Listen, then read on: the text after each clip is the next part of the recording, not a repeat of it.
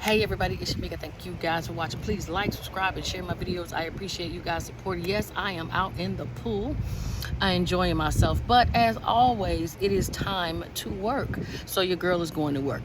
I had to tell y'all something that I just found out, and I think it's pretty interesting. Now, this may not necessarily appeal to everybody, but if you are a veteran or if you know somebody that is in the military, got out of the military, had issues while they were in the military, this is the video you guys need to watch and why I'm going to explain. So, story time.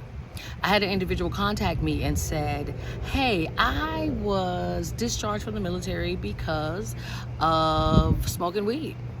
Now, although smoking weed is legal in a lot of states, it is still illegal federally.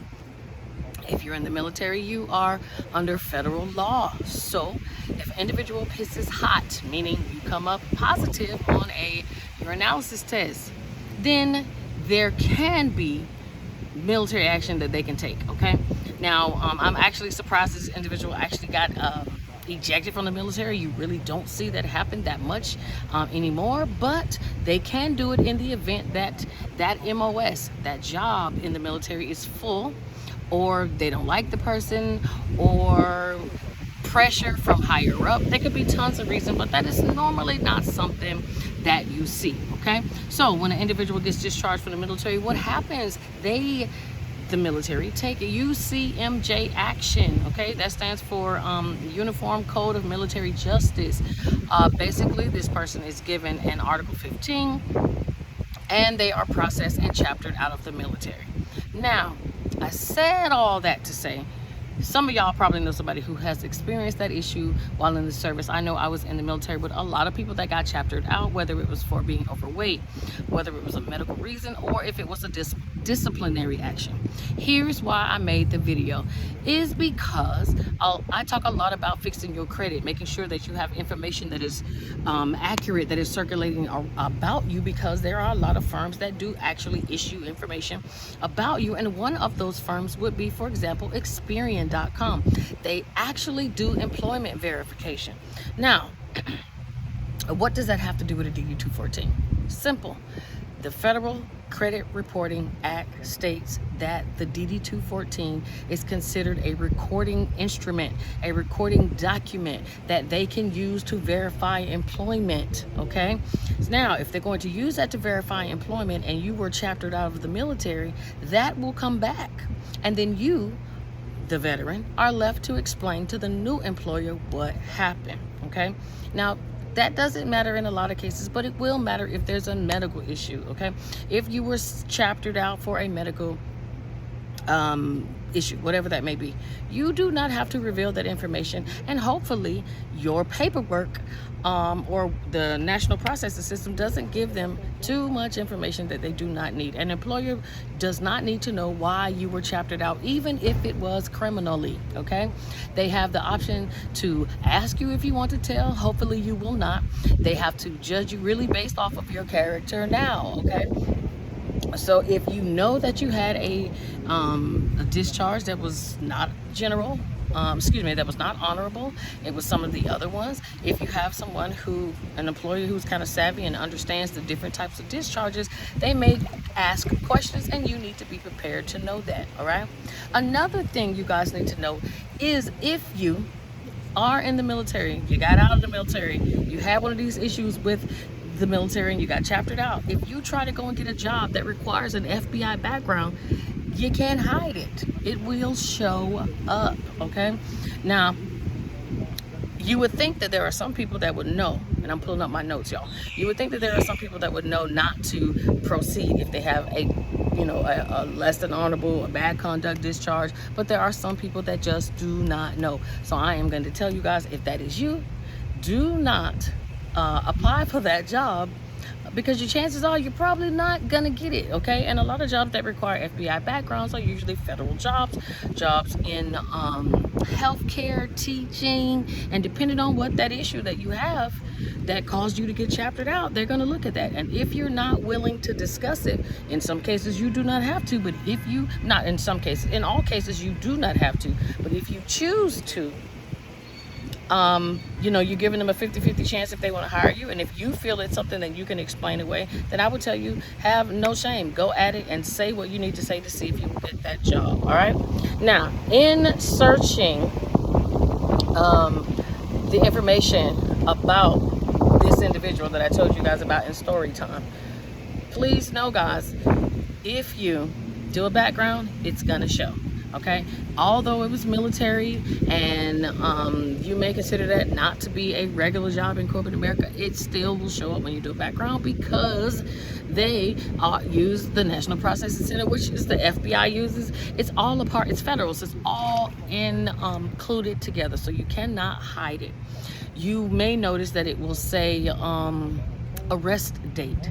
Now, the individual said, I was never arrested. I want you guys to understand, you do not have to be arrested for the paperwork to say that you are arrested. If you were cited and released on recognizance, meaning something, basically if you get that Article 15, they're probably going to consider that to be your arrest without physically arresting you. Same thing is if you were pulled over for driving with, I don't know, a light missing out on your car, and the officer doesn't see it as a big deal to take you to jail, they just let you go. That could be, in a lot of cases, considered an arrest when you're issued that citation, okay? So the same when you're issued this Article 15, it is considered an arrest, although you may not have been physically arrested. Another thing that I determined was on Article 15 does not necessarily mean that you got a felony charge. Most people who get Article 15s, those are equivalent to misdemeanors, but that does depend on what that charge is, okay? So if you're curious to know, that is something you probably want to go back and contact JAG and ask, so that you will know, is it a felony or is it a misdemeanor? Because to civilians, a lot of them will not know the difference. They're just going to see an arrest or a charge, and if they can't equivocate, and I don't even know if that's a real word, but if they can't compare the two to see where it falls on such and such scale, they may think you have a felony when you simply just have a misdemeanor. All right. What else did I find out? I did find out that there are different types of discharges. Now, this is quite interesting, okay? Now, there is an honorable discharge, which you guys know. Honorable discharge is the discharge that everybody wants. One thing about the honorable discharge that I did not know is that it says that you exceeded military standards and for performance and personal conduct. I know a lot of people that got an honorable discharge, and they definitely did not exceed military standards, but okay. All right, so if you got an honorable discharge, then you have exceeded standards. Good for you.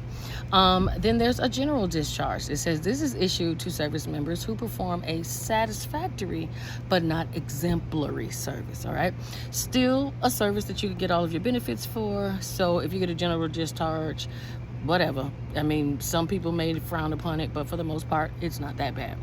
Then you have other than honorable. This is the one that I am very familiar with. Well, a lot of people do have these. And other than honorable says it's the most severe type of military administrative discharge that is issued after actions such as security violations, violent behavior, conviction by a civilian court, blah, blah, blah, blah, blah, okay?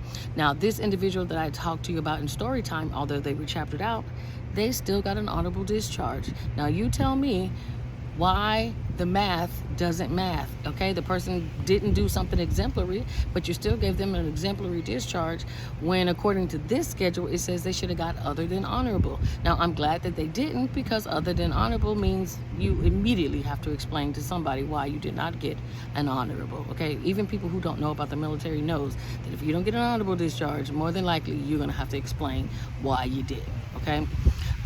It says that you can, let me check about the benefits. Okay, it doesn't say, it says you can still receive, oh, let me take that back. It says veterans who receive this discharge cannot obtain a security clearance, enlist in the armed forces, reserves, or receive veteran benefits. So if you are one of the individuals that got this, or something worse than this, please know that you can upgrade your discharge, okay? I'll make that in another video, because I have had people contact me to ask, how do I upgrade? And it is not that difficult, okay? It's not. It's just paperwork, talking to people, basically asking for favors and get your paperwork in front of the right board so that they can determine if you have changed than other than the person you were when you were in service, so that you can get your military benefits. Who wants to serve and cannot receive what they went in the service for? And a lot of people went in for benefits, and if you can't get them, then hey, we need to fix that.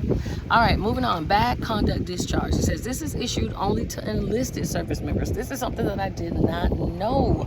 Okay, I know someone who got a bad conduct discharge, but I did not know that it was only issued to enlisted. Okay, this says that usually when you get a bad conduct, it usually comes with time in jail or prison.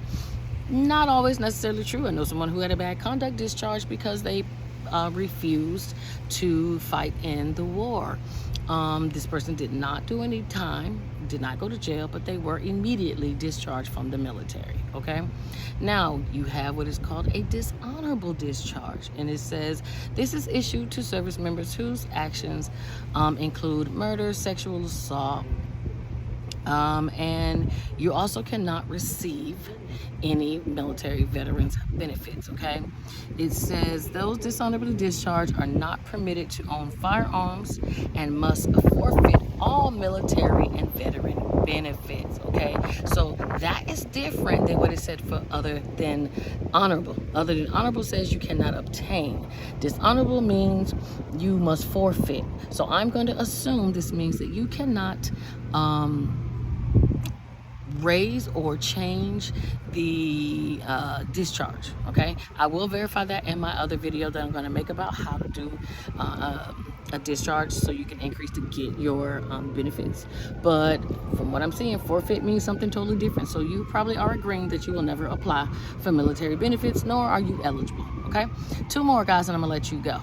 Officer discharge. Now this is something I did not know. An officer discharge, this is a discharge that only officers can receive, and it is equivalent to a bad conduct discharge. So remember, bad conduct discharge is for enlisted only, and then you have an officer discharge, which is for officers only, but it is equivalent to a bad conduct discharge. All right, it says, oh, and it also says that if an officer is discharged by a general court martial, and they can also receive what is called a dismissal notice. So a lot of officers are dismissed from the military, and if you are, they say that is considered to be the same as a dishonorable discharge. Right? So to me, I don't know why they would make a difference, but they did. So an officer discharge is for officers only, but if you are also put out, which an officer discharge you would think they would be, then they would change it to a dishonorable discharge. So if it's weird. So basically, if you're an officer, you're going to get a dismissal notice, and it will say dismissal or officer discharge in on your DD-214. Okay, and then last but not least is an entry-level separation, and that is issued to individuals who leave the military before completing at least 180 days of service. Now get this, guys, I know individuals who did less than 180 days. Say they went to the military academy, for example. If you did not complete 180 days, they do not consider you to be a veteran. So that is why they give it a different term. So it's just an entry-level separation. So you can be, whether you're in the academy, whether you're actually in the actual military, if you do less than 180 days, it's just a regular entry-level separation. But if you want the chance to be able to get military benefits, and this is for anyone that knows that they just are not going to be able to make it 181 days, guys, so that you at least will be able to be eligible to be considered a veteran. Now that does not always work. When you go to an academy, they like you to do double that time. But if you are in active service, or you're reserve and you're on active time, make sure that you have at least 181 days versus 180 so that you can apply to get military benefits. All right, so I hope this helped somebody. Don't know if it did or not. This just crossed my mind, and I had to make a video to let you guys know that your DD-214 can follow you. And if I didn't mention it before, it can follow you for the next 40 years, because it is a living and breathing document, no different than your passport, driver's license, birth certificate, or social security card. All right, so there is no statute of limitations on how long it can report on you. So hopefully, if you have a less than honorable discharge, you are contacting me or someone so that you can upgrade your discharge. It is very possible. It is not as difficult as some may seem. And as long as you have the right individuals backing you, that you have changed from the individual you once were, there's a good chance that you can get your discharge upgraded. So if you guys have any questions, hit me up. If not, please share, like, subscribe in my video, and I appreciate you guys' support. Thank you. Bye.